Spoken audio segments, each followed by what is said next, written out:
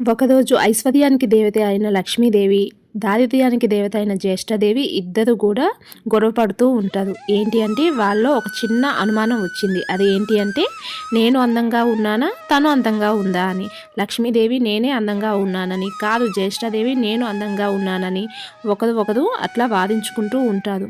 ఇలా వాదిస్తూ గొడవ చాలా పెద్దగా అయిపోతుంది. కానీ ఈ గొడవ పరిష్కరించడానికి అక్కడ ఎవ్వరూ లేదనమాట. ఇక వాళ్ళకి ఏం చేయాలో తెలియలే. అప్పుడే గుడిలో గంట మ్రోగుతూ ఉంటుందన్నమాట.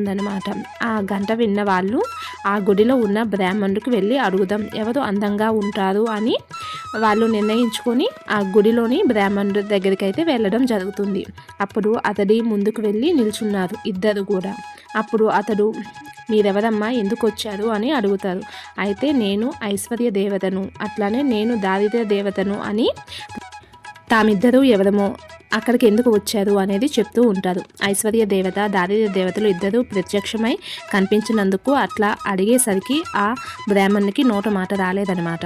ఇద్దరు ఒకసారి కనిపించినందుకు సంతోషించాలో బాధపడాలో కూడా అతనికి తెలియలేదు. ఏదైతే అది అయ్యిందని మనసుకి సర్ది చెప్పుకొని ముందు ఆ దేవతలిద్దరికీ కూడా నమస్కరించాడు. అయితే ఇంతలో మీకు వచ్చిన సందేహం ఏంటి అని అడుగుతాడు. అప్పుడు లక్ష్మీదేవి అలానే జ్యేష్ఠదేవి తమకి వచ్చిన సందేహాన్ని అడిగి ఇద్దరిలో ఎవరు అందంగా ఉన్నారో చెప్పమని అడుగుతారనమాట. అప్పుడు అంతే, ఆ విషయం విన్న వ్యాపారి భయంతో వణికిపోయాడనమాట. ఇద్దరిలోనూ లక్ష్మీదేవి అందమైనదని అతడికి తెలుసు. అయితే నిజాన్ని చెప్తే జ్యేష్ఠదేవికి కోపం వస్తుంది. ఆమె కోపం వస్తే తను ఇంకా పేదవారిని చేసేస్తుందని తెలుసు. ఇక లక్ష్మీదేవి అందంగా ఉంటుంది, కానీ జ్యేష్ఠదేవికి కోపం రావద్దు అని అట్లా చెప్పినా తనకున్న ఈ మాత్రం సంపద కూడా లేకుండా చేసేస్తుందని ఏం చేయాలి అనుకొని ఆలోచిస్తూ ఉంటాడు. ఇంతలో ఆ వ్యాపారికి ఒక మెరుపు లాంటి ఆలోచన అయితే వచ్చింది. అప్పుడు ఏం చెప్తాడు అంటే, అమ్మ మహాలక్ష్మీదేవి, నువ్వు ఇంట్లోకి వస్తున్నప్పుడు నీ అంత అందమైన స్త్రీ ఈ భూలోకంలో కానీ స్వర్గలోకంలో కానీ ఎక్కడా కూడా ఉండదమ్మా. అలానే అమ్మ జ్యేష్ఠదేవి, నువ్వు ఇంటి నుంచి బయటకు వెళ్తే నీ అందం సొగసు వర్ణించేందుకు మాటలు చాలవు అని, ఆమె అందాన్ని ఎవరితోనూ పోల్చలేము అని చెప్తూ ఉంటాడు అనమాట. అయితే ఆ మాటలు విన్న లక్ష్మీదేవి అట్లానే జ్యేష్ఠదేవి ఇద్దరూ సంతృప్తి పడతారనమాట. అతడు ఇద్దరిని విజేతలుగా నిర్ణయించి చెప్పడం వల్ల వారిద్దరూ కూడా అతన్ని అర్థం చేసుకున్నారు. దాంతో ఇద్దరూ అతడి నిర్ణయానికి సంతోషపడుతూ అక్కడి నుంచి ఇద్దరూ అందంగా ఉన్నామని అక్కడి నుంచి మాయమైపోయారనమాట.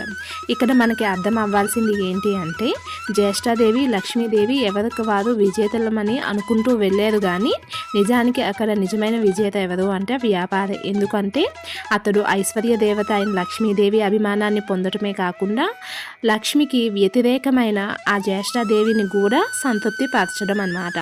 ఆ విధంగా ఆ బ్రాహ్మణుడు చాలా తెలివిగా సమాధానం చేసి అక్కడి నుంచి ఆ సమస్యను అయితే చాలా మంచిగా అయితే పరిష్కరించాడనే చెప్పాలి అనమాట.